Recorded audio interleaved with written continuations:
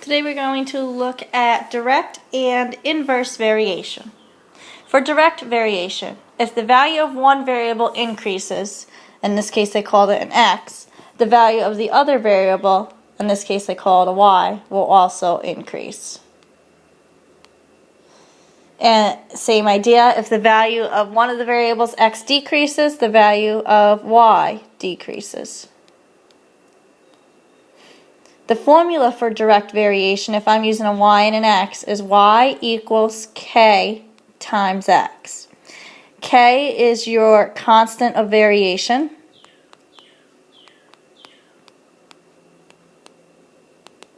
Sorry for the handwriting.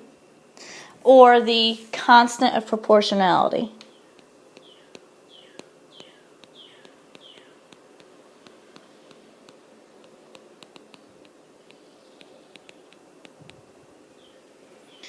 A couple ways you'll see it in the word problems. It'll say y varies directly as x.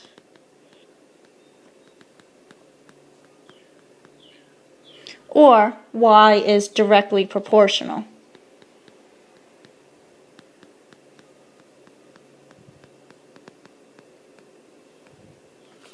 Let's try a problem. In Pennsylvania, the state income tax is directly proportional to gross income. I'm going to call income tax T. I'm going to call gross income G. It says tax is means equals. Directly proportional means K times your other variable, G. You're working in Pennsylvania and your income tax deduction is $46.05 for a gross monthly income of $1,500. Find a model that gives the income tax in terms of gross income. Well, in the model, what they're asking us to do is to solve for K. So I'm going to divide by 1,500. When I take 4605 and divide by 1,500, I get 0.0307. So my model is T equals 0.0307 G. A model or an equation is what they're looking for. The next example for directly proportional is y is directly proportional to x. So y is directly proportional means k times the other variable. Find a model that relates y to x when x is 5 and y is 12. So 12 equals k times 5. Solve for k, we divide by 5. And we get k equals 12/5. Therefore, my model is y equals 12/5 x. Now, this is an additional piece. It says use the model to determine x when y is 2050. Well, I'm just going to use the equation and plug 2050 in for y. And then to solve for x, I'm going to divide by 12/5. Please use parentheses in your calculator if you type it in. And you get about 854.17. That's direct variation. An example of inverse variation we have is below. Let's do a little terms first. If I have two variables that have an x and a y, if the value of x increases, for inverse variation, the other variable, in this case y, will decrease. And the other way around. If one of my variables, call it x, is decreasing, the value of y will increase. The formula for inverse variation is y equals k divided by x this time. K is still your constant of proportionality. So it's the same as above. I'm just going to put same. Oops, need a pencil. Same as above. And I'll put same. This time, instead of looking for directly proportional, you'll see y. It'll say something like y varies inversely.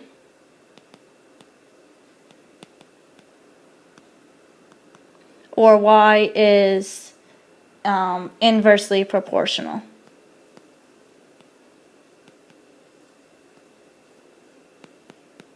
to x.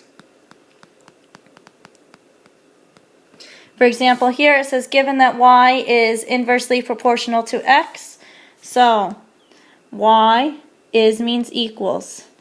Inversely proportional is k divided by your other variable, x. Determine the constant of variation when y is 7 and x is 4. So 7 equals k over 4. Solve for k, multiply by 4 there, you get k equals 28. That's your constant of variation. Use the constant to determine the value of y when x is 10. So I'm going to plug into my formula. Looking for y, I know k is 28, x is 10, therefore y is equal to 2.8. I want you guys to try the next problem with the 8. Actually, no, never mind. Reading it now, I think I'm going to help you with it. It says a is inversely proportional to the square of b. So a is inversely proportional, k divided by, the square of b. From here, we plug in what we know. We know a is 5, so 5 equals k over, and then b squared is 7 squared. To solve for k, let's cross multiply. 7 squared is 49 times 5 is 245, so k equals 245.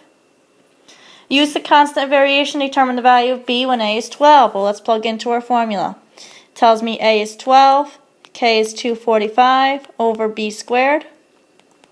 Cross multiply, 12b squared equals 245. Divide by 12. B squared is equal to around 20 point something. I'm going to leave it all on my calculator though. To solve for b, I take the square root of everything in my calculator and I get b equals about 4.5. And that's it there. Finally, one more to do here. This one combines inverse and direct variation together. A gas law states that the volume varies, let's call these letters, volume is V, varies directly as the temperature and inversely as the pressure. So it says volume varies directly, K times the temperature, and inversely, so divided by P. And now what you're going to do is plug in your values. You know that the volume is 8,000. The temperature is 294. And the pressure is 0.75. Cross multiply, we get 294K equals 6,000. Divide by 294, K equals, and it's about 1,000 over 49.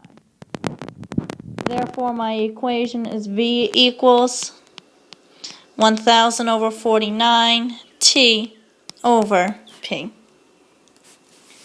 And I'll have you guys plug in, see if you can, just be careful with your math, plug in for the second question into this equation right here and see if you can figure out the answer to this.